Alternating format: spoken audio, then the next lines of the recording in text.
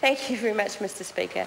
The Green Party will continue to oppose this legislation. I want to thank Labour in New Zealand First for supporting the SOP, the one to restrict MPs' pay rises, so that it would give us a chance to deal with the legislation, the substantive legislation, in a more timely and democratic manner, and I really do appreciate that support.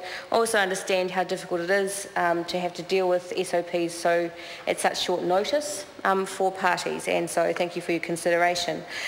We are opposing this legislation because it doesn't do what the government says they want to do, and is actually designed for an entirely different purpose. The purpose of the legislation, as we've seen described by the Minister in his contributions during the committee stages, is to constrain public sector pay. That became very, very obvious by the Minister's statements. He talked about profligate public spending, is that right?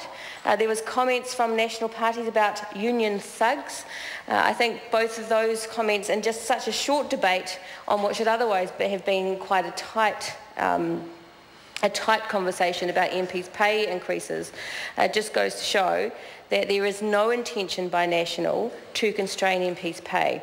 They are simply using the political opportunity of this huge public outrage to attack ordinary workers, people like teachers and nurses, people who are involved in the public service, people who dedicate their lives to helping New Zealanders get through the various circumstances that they have to get through, and National is clearly intent on attacking them.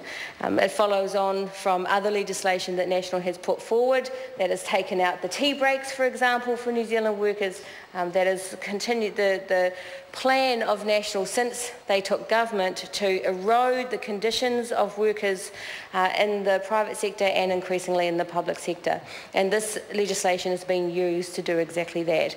New Zealanders should rightly feel that they have been manipulated by National through the use of this bill, that their concerns about MPs' pay rises have been trodden on by National with this bill, because this bill does not constrain MPs' pay, but is being used to attack their own people. Now, when we're talking about New Zealanders in contexts like this, we are talking about people who are in the public service or have dedicated their life in some form to the public sector. We're talking about family members of people who work in the public service. You know, we are not that far removed from each other in this country. We're a little tiny country and we are very connected to each other. There's no real us and them.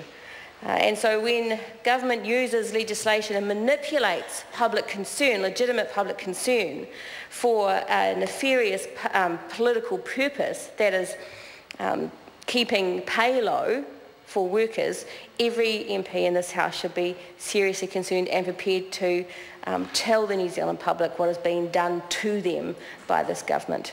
So our initial assessment of this legislation was that it failed to do the job it was supposed to do. Our committed opposition to this bill continues and is strengthened because it's so clear that this was a manipulative exercise by the Prime Minister and the Minister and the National Government, and we will have no part of it. The Green Party is opposed to this bill. Thank you, Mr Speaker. Tracy Martin.